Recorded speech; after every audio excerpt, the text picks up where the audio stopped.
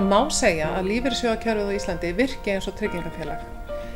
Hver einasti launþegi á Íslandi, hann borgar hluta af sínum launum í samtryggingu og atvinnurekendur borga með hverjum launþega einnig í samtryggingu.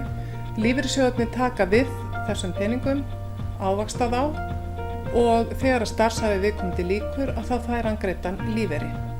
Kerfið okkar er samtryggingakerfi sem þýðir það að það er einn fyrir alla og allir fyrir einn. Þannig í raun má segja að hver og einn eigi ekki þessa peninga, heldur eigum við réttindi inn í sjóðinn okkar sem að við fáum síðan greitt samkvæmt þegar að starfsævi okkar lýkur.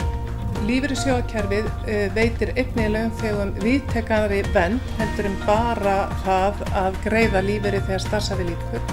Til dæmis ef að við missum starfsgetuna að þá fáum við greiddan örorkulífeyri.